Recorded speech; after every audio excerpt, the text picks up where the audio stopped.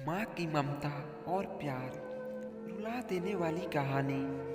सोनपुर गांव में रवि नाम का एक लड़का अपनी माँ के साथ रहता था। वह बहुत ही प्यारा था। रवि की माँ की एक आंख नहीं थी, इसलिए उनका चेहरा बदसूरत दिखता था। जब रवि छोटा था तब वो अपनी माँ से बहुत प्यार करता था, लेकिन जब वह बड़ा होने लगा तब उसे महसूस होने लगा कि उसकी माँ की एक आंख नहीं है और इस वजह से वह बदसूरत दिखती है। इस बात से उसे शर्म आने लगी, इसलिए रवि अपनी माँ के साथ बाहर नहीं जाता था, अपने साथ ही कहीं नहीं लेकर जाता था। उसे लगता था कि अगर वह कहीं अपनी माँ को साथ लेकर जाता है तो उसके दोस्त उसका मजाक बनाएंगे। इस वजह से वो अपनी माँ को भला बुरा कहता था। तुम्हारी एक आंख नहीं है, तुम्हारी शक्ल अच्छी नहीं है, मेरे दोस्तों की माँ कितनी खूबसूरत है, तुम मेरी माँ नहीं हो सकती। ऐसा कहकर वो अपनी माँ का दिल दुखा देता था। रवि की माँ बेचारी अपने बेटी की बातें सुनकर और उसकी सोच देखकर बहुत दुखी हो जाती थी। अपने बेटे की ऐसी बातें सुनकर माँ का दिल बैठ जाता था। ऐसा ही एक दिन रवि अपनी टिफिन लिए बिना ही पाठशाला चला जाता है, तो रवि दिन भर भूखा न रहे, इसलिए रवि की माँ खाने का डिब्बा लेकर रवि की पाठशाला जाती है। अचानक अपनी माँ को पाठशाला में देखकर रवि को अपने दोस्तों के सामने बेइज्जती महसूस होती है और उसे अपनी माँ पर बहुत गुस्सा आता है। फिर वह घर जाकर अपनी माँ को गुस्से से बोलता है, माँ, मैंने कितनी बार कहा है कि मेरी पाठशाला में मत आया करो, तुम क्यों आई पाठशाला में? तुम्हारी वजह से मेरी कितनी बेइज्जती हो गई, सब दोस्त मेरा मजाक उड़ा रहे होंगे। इस बेइज्जती से तो भूखा रहना ही अच्छा था। फिर रवि की माँ बोलती है, मुझे माफ़ कर दो बेटा, मैं फिर कभी तुम्हारे दोस्तों के सामने नहीं आऊँगी।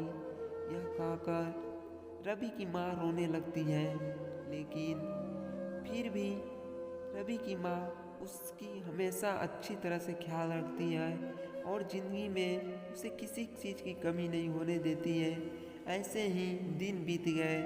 रवि बड़ा हो गया और अब वह पहले से ज़्यादा अपनी माँ का तिरस्कार करने लगा। वह हर वक्त अपनी माँ की बेइज्जती करता रहता था। खुद का गुस्सा वो अपनी माँ पर ही निकालता था। रवि की माँ बेचारी सब कुछ बर्दाश्त करती थी और मन ही मन दुखी हो जाती। एक दिन रवि अचानक अपनी माँ से कहता है, अब मुझे तुम्हारे साथ रहना पसंद नहीं है, मैं यह घर छोड़कर जा रहा हूँ। यह सुनकर रवि की माँ कहती है, बेटा ऐसा मत करो, तुम अगर मुझे छोड़कर चले गए तो मैं अकेले जीकर क्या करूँगी। इस बात पर रवि कहता है, तुम बहुत बुरी हो, तुम्हारी शक्ल अच्छी नहीं है, तुम्हारी वजह से मैं अब बेइज्जती नहीं हो सकता। माँ के लाख रोकने के बाद भी रवि नहीं रुका और घर छोड़कर चला जाता है। फिर रवि शादी करके अपनी बीवी के साथ रहने लगता है और इधर उसकी माँ अकेले ज़िंदगी गुजार रही होती है। अब वह बूढ़ी हो चुकी थी। ऐसे ही कुछ वक्त गुजर गए। एक दिन रवि के दरवाजे पर कोई आता है। रवि दरवाज़ा खोलकर देखता है कि उसके गांव से एक आदमी आकर उसे हाथ में एक खत देता है। वह आदमी रवि से बोलता है, रवि, तुम्हारी माँ इस दुनिया में नहीं रही, आखिरी समय में वह तुम्हारे लिए एक खत छोड़कर गई है। खत में हाथ में देकर वो आदमी वहाँ से चला जाता है। यह सुनकर रवि थोड़ा दुखी होता है। फिर रवि अपनी माँ का खत खोलकर पढ़ने लगता है। उसमें लिखा होता है, बेटा रवि, मेरी एक आँख न होने की वजह से तुम्हारी ज़िंदगी भर बेइज्जती होती रही है, इसका मुझे बहुत दुख था, पर आज मैं तुम्हें एक बात बता रही हूँ जो मैंने तुम्हें पहले कभी न बताई है।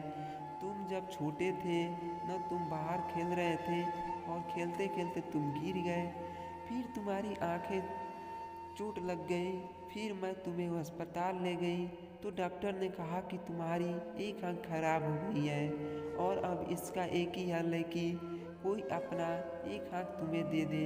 मैंने ज़रा भी अपना वक्त जाया न करके तुम्हें अपनी आंख दे दी ताकि जीवन भर तुम्हें कोई तकलीफ और बेइज्जती होना न पड़े। उस दिन मेरी एक आंख निकाल कर तुम्हें दे दी गई और उस दिन से मेरी एक आंख नहीं है। उस दिन के बाद से मेरी शक्ल अच्छी नहीं दिखती है थी।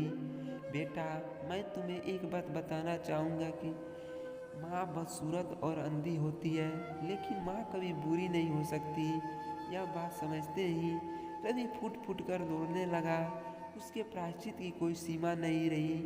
रवि को अपनी माँ से मिलने की बड़ी तमन्ना हो रही थी।